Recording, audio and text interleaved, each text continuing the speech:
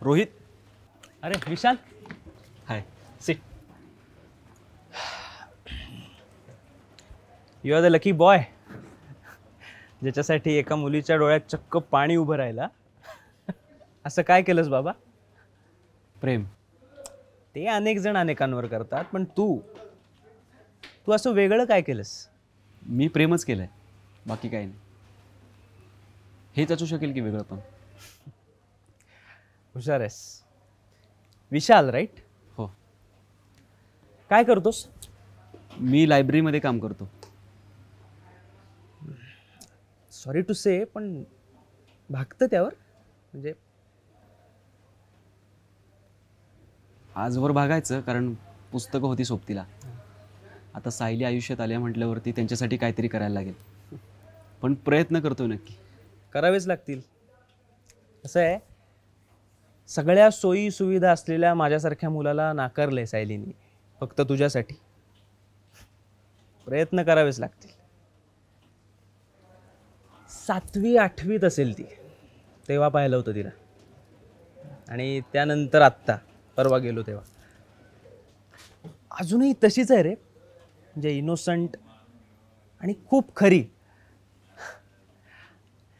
तुझ्या माझ्यासारख्याला ना तिच्यासारखं जसं आहे तसं जगता येणं खूप अवघड आहे, रादर अशक्यच आहे.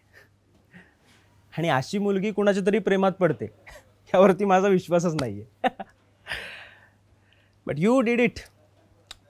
तू कमाल केलीस मित्रा. अर्थात तूही तितका कमालच असला पाहिजेस. पण खरं तर मी आज तुमचे आभार मानायला बोलवलंय. खरं तर तुमच्यामुळेच ते सगळं शक्य आहे. सायलीमुळे.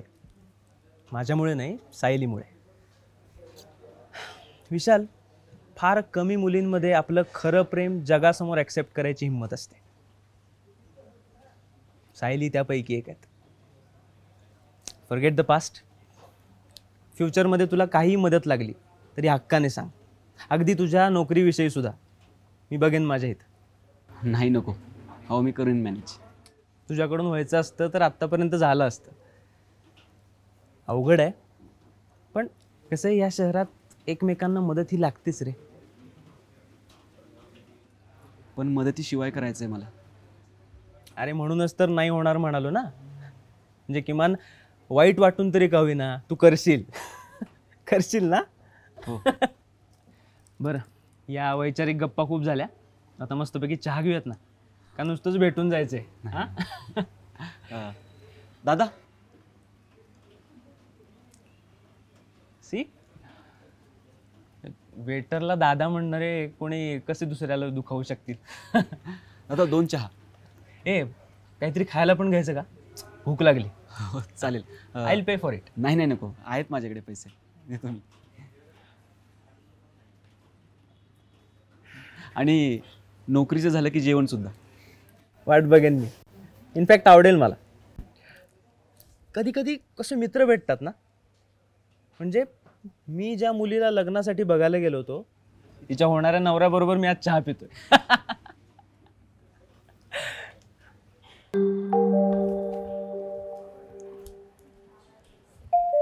अरे विशाल, ते नवीन पुस्तक आलं शिव विजय, ते रॅकला लावलंस का? नाही अजून, आज लावतो. अरे सर म्हणत होते त्याची खूप मागणी आहे म्हणून, आणि फ्रंट रॅकलाच लावा. एक काम करूया, आपण 2 जण आहे, लाव्या का लागलीच?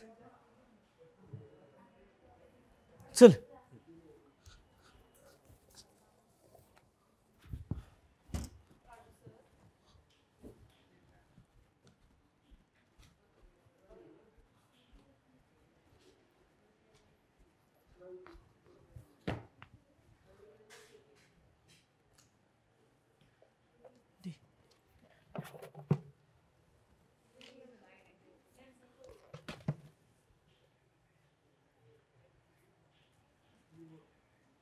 काय विचार करतोय? काय चाललंय नक्की तुझं? हा जॉब सोडायचा विचार करतो. का? अरे तू तर म्हणतो इथं आल्यापासून की हा माझा आवडता जॉब आहे. तेव्हा काम आवडायचं कारण पुस्तकं वाचायला आवडायची, पण घ्यायची ऐपत नव्हती. आत्ताही आवडत नाही असं नाही, पण आता एकाचे 2 व्हायचा विचार करतोय. या एका कामावर शक्य नाही ते. अरे पण कुठं काम करणार? कुठेही करीन, पण एखाद्या कायमस्वरूपी नोकरीसाठीच प्रयत्न करेन. वेगवेगळ्या एक्झाम आहेत, भरतायत त्या देईन. त्याची पुस्तकं आहेत की आपल्याकडे अवेलेबल. दुसरी नोकरी मिळेपर्यंत ह्याच्यासोबत अजून एखादं काम बघायला लागेल. यावर नाही बघायचं. तुला वाटतंय तसं कर, पण एक काम कर, दुसरं काम भेटल्याशिवाय हे काम सोड नको, नाही तर हातचं सोडायचं आणि पळत्याच्या मागं पळायचं. पळत्याच्या मागे नाही, पण खूप पळायचं ठरवलं आता. आणि तू कॉलेजला ॲडमिशन घेतलेलं बाहेरून, त्याचं काय झालं? थांबावं लागेल बहुतेक.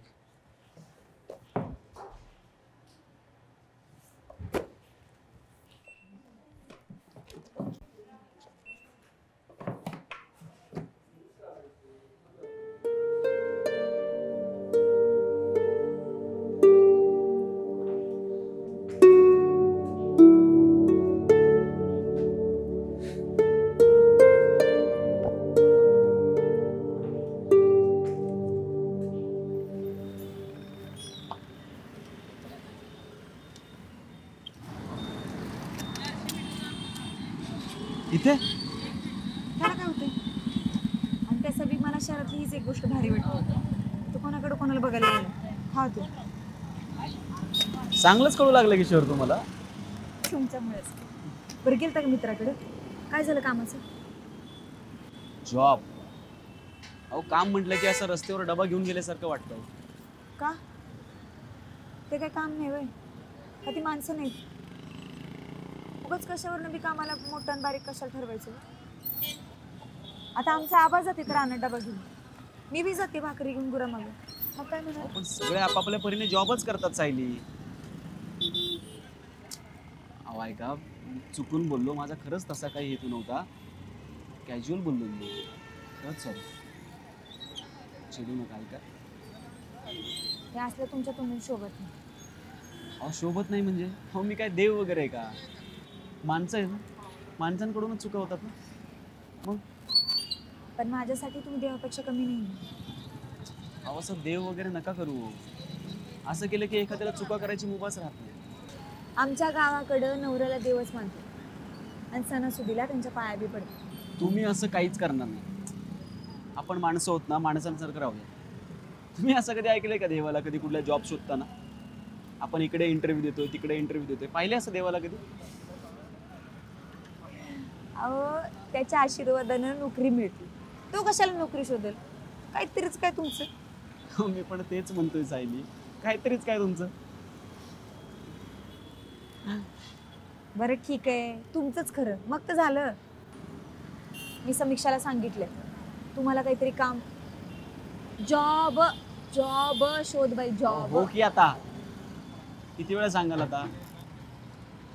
मी पण सांगितलंय मित्रांना, तुम्हाला स्टँडला सोडून डायरेक्ट तिकडेच जाणार आहे. बघू काय होतं. सायली नाही. अहो नको ना, पुढच्या गाडीने जाते असं प्लीज म्हणू नका. मला खूप काम आहे, प्लीज. हे असंच आहे. लगीन उत्सर बायकोच्या क्लासच्या बाहेर तिथे येऊन बसायचं, झोपायचं. लगीन झालं की म्हणायचं मला काम आहे, मला काम आहे. अहो, असं का बोलताय सायली? अहो, आपल्यासाठी चाललंय की नाही सगळं? सोडा मला स्टँडवर, पण तवर तरी जायचं नाव काढू नका.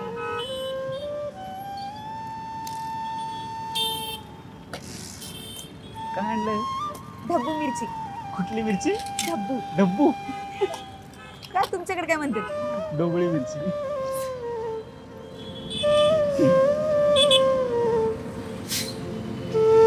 तुम्ही बनवली?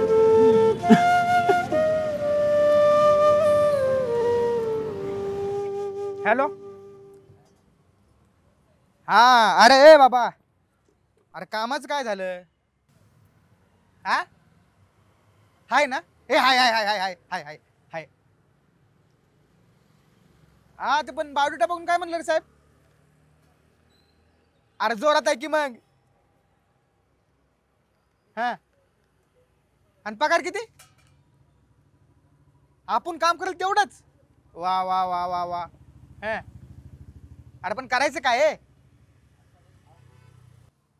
हा हा बस एवढं सोपं आहे. अरे मग डन कर की भावा.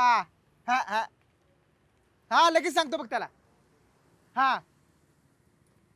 हा हा हा ठेव ठेव ठेव. हा अरे पार्टीच देतो की बाबा. पार्टी काय? हा हा देतो पार्टी. अरे माझ्याकडूनच देतो बाबा बस. हा हा हा हा ठेव ठेव. हा देतो पार्टी. हा पार्टी पाहिजे याला. आयला बाई ब्या लयच भारी जॉब शोधलेला दिसतो आपल्या विश्ल्यासाठी. अरे मग काय, मी तर म्हणतो मी माझी कंपनी सोडतो आणि ही कंपनी जॉईन करतो. एवढा भारी जॉब आहे. पण काम काय आहे? काय नाही रे, लय सोपं आहे. काय करायचं माहितीये का, एक कंपनी जॉईन करायची, मग ती आपल्याला मस्त पैकी कोड बीट देत्याल. मग आपण 3 माणसांनी जोडायचं. त्यासनी महिन्याला पैसे भरायला लावायचं. आपण 3 माणसं जोडायची, त्यासनी मी सांगायचं तुम्ही 3 माणसं जोडा.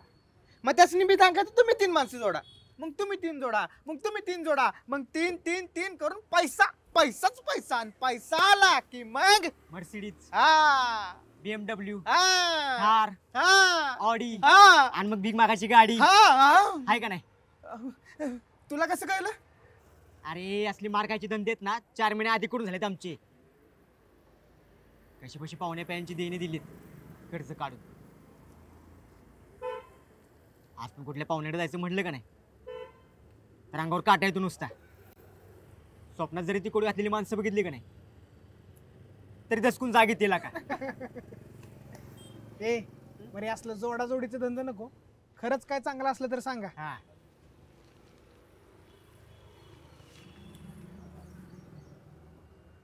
ए गजा हे बघ.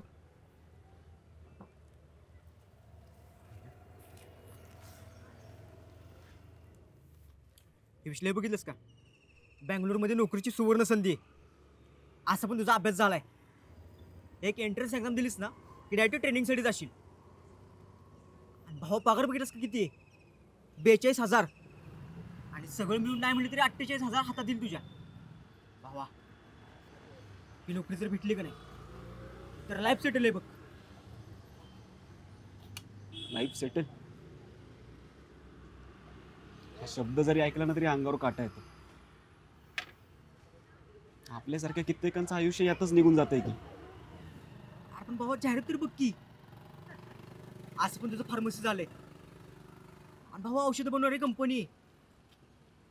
हा रूल्स जरा कडक असतील भावा, पगार बी कडक आहे. मी काय म्हणतोय, कर लागलीच ऑनलाईन. नको विचार करू, कर ऑनलाईन.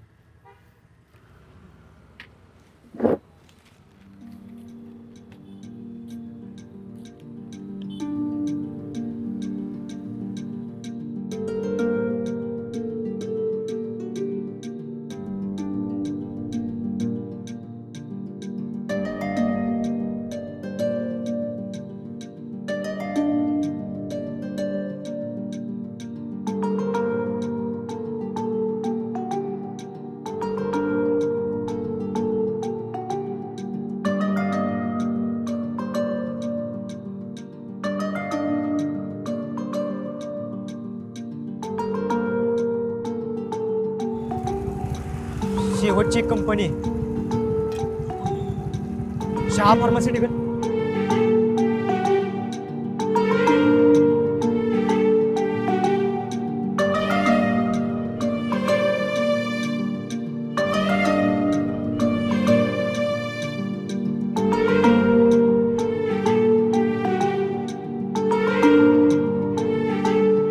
सॉरी.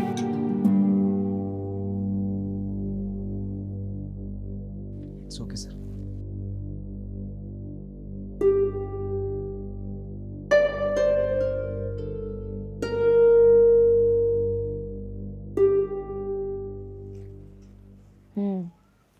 पण मी काय म्हणते, ते बाकीच्या ठिकाणी फिरायचं राहू दे की. त्या बेंगलोरच्या परीक्षेचा अभ्यास करा.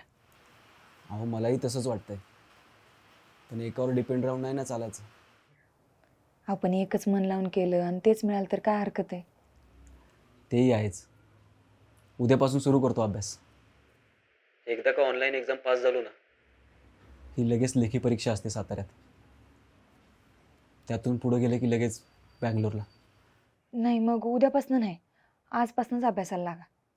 हो ठीक आहे, बोलून झालं की करतो अभ्यास. आणि हा पुस्तकं पण आणलीत मी अभ्यासाची. नाही नाही, तुम्ही आत्ता फोन ठेवा आणि अभ्यासाला बसा. अहो पण तुम्ही तोवर झोपाल की. हो पण मग सकाळला बोलता येईल की, त्यात काय एवढं. अभ्यास महत्वाचा आहे आणि मी तुमचं काही बी ऐकणार नाही. मी ठेवते फोन. हां. हॅलो.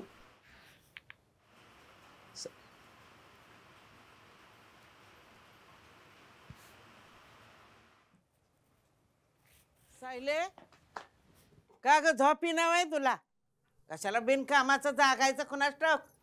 अगं ते का मैत्रिणीचा वाढदिवस आहे, ते 12 वाजता तिला विश करायचं म्हणून जागते.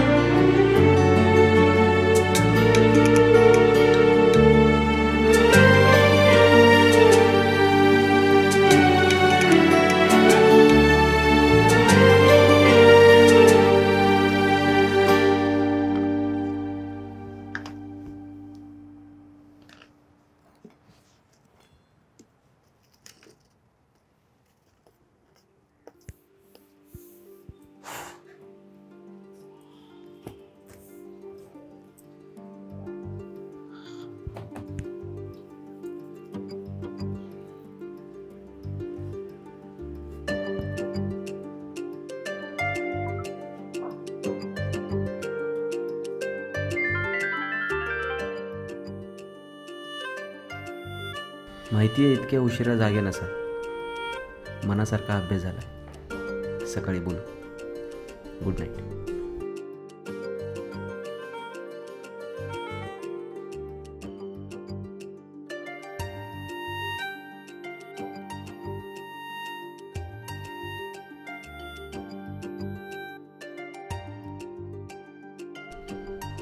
खरंच चांगला झाला का?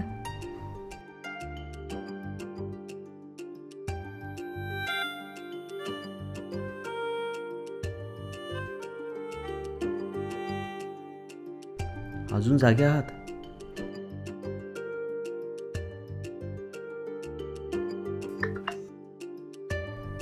वय बोलल्याशिवाय कशी झोप येईल?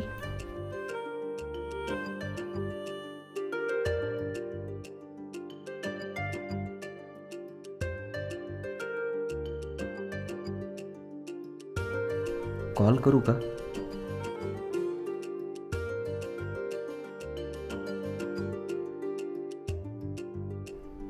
नको.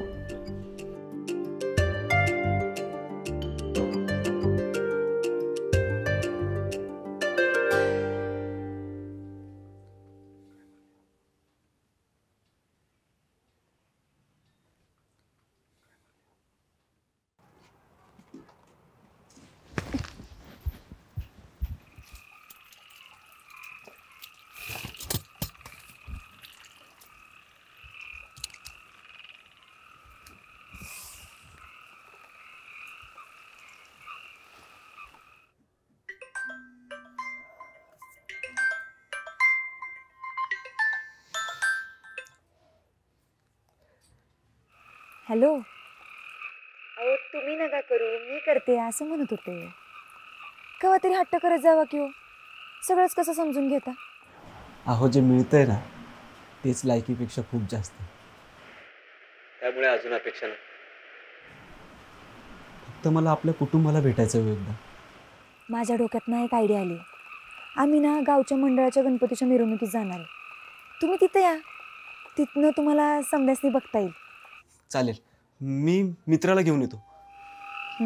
पण हां, मला तिथं तुम्हाला ओळख नाही दाखवता येणार. हो, मनाने जोडलं गेलो आपण. नुसतं बघूनच कळतं की काय म्हणायचं. आणि ओळख अनोळखी लोकांना दाखवावी लागते, आपल्या माणसांना नाही. तरी बी सांगितलं, परत वाईट वाटायला नको. हो, अजिबात नाही. तुम्ही आसपास असलात ना तरी बरं वाटतं. बरे या परवा दिवशी हां आमच्या आपल्या गणपतीच्या दर्शनाला.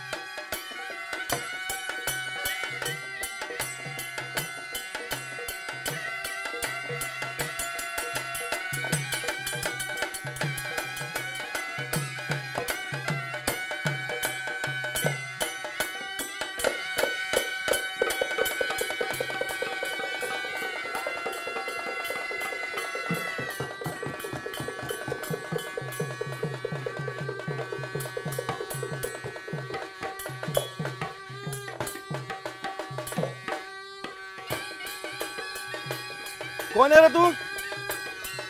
इथलं वाटत नाहीस का? पाहुणा बिवून आहेस का? सातारचा आमच्या यंकटचा पोरगास का आवडातल्या लेका बापाला इथं एकटे ठेवलंय, तू सातारला जाऊन बसलायस वय? अरे वाईस तरी दया येते का नाही म्हाताऱ्या बापाची तुला?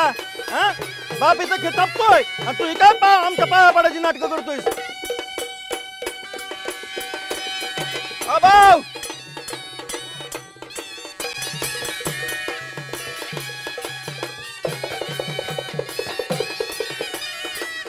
यंकटचा पोरगा हे थांब, पाया पडू नकोस. आपल्या स्वतःच्या बापाची काळजी करत नाही आणि हे काय नाटकं लावलं? जा पहिले बापाला बघून ये. जा हाय माग आम्ही पुढं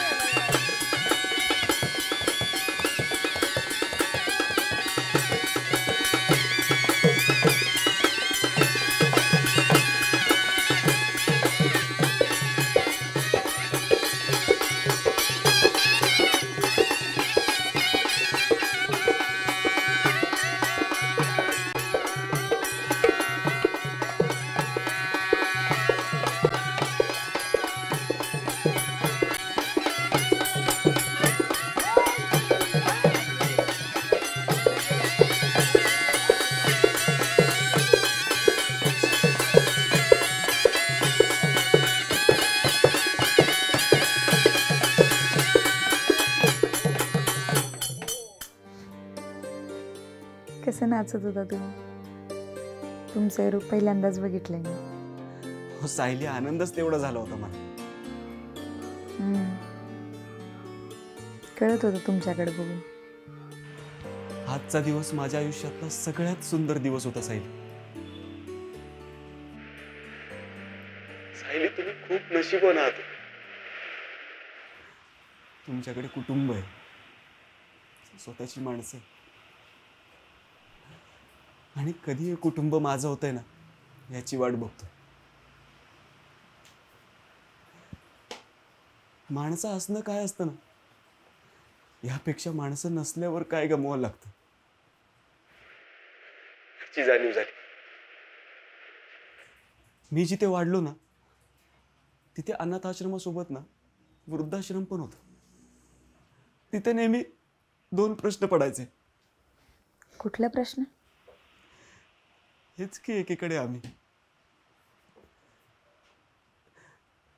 ज्यांना रोज सकाळी उठून वाटायचं आम्ही आईच्या कुशीत का नाही बरं, आणि दुसरीकडे मोठी माणसं ज्या आईच्या खुशीत आपण वाढलो, लहानाचे मोठे झालो, त्या आईला इथे वृद्धाश्रमात कसं सोडून जाऊ शकत असते?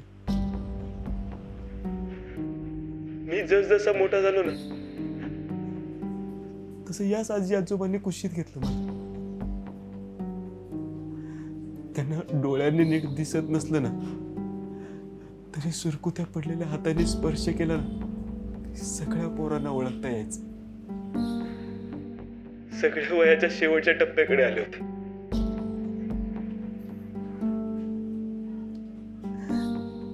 दर 2-4 वर्षांनी कधी आमची आई देवाघरी जायची, कधी बाबा.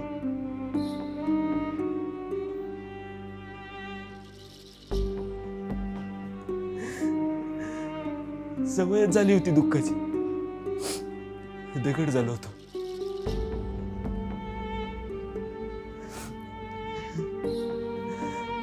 मग आश्रम सोडलं.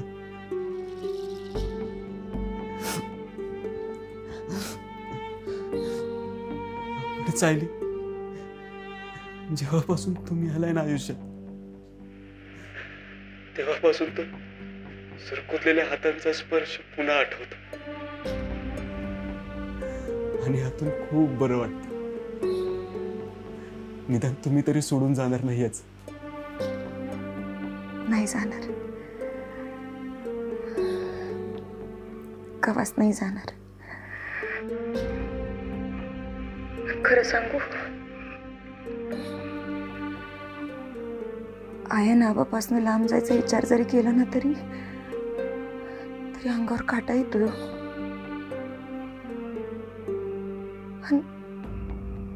तुम्ही एकलंच कसं राहिला असेल?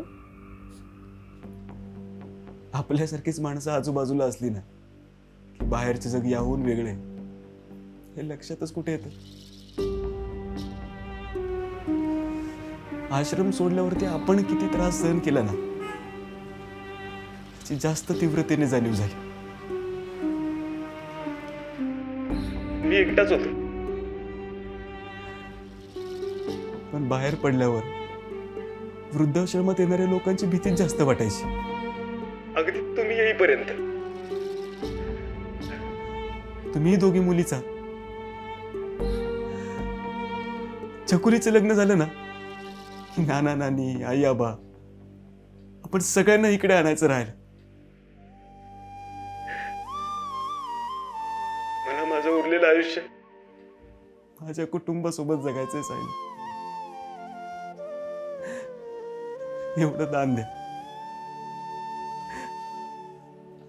आयुष्यभर तुमचा ऋणी राहील.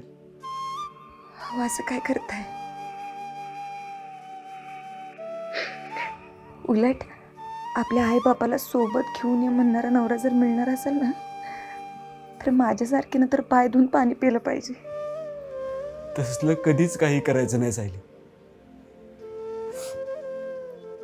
आपल्या दोघांची जागा आहे ना, एकमेकांच्या मनात राहायला कायम. आणि आपली जागा आई वडिलांच्या पायाशी आयुष्यभर.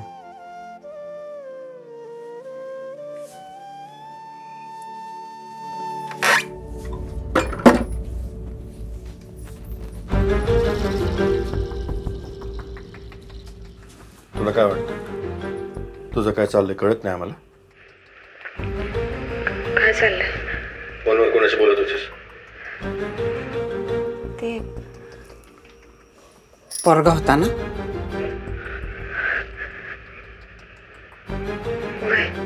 तोच का तो गणपतीत आलेला? खरं सांग.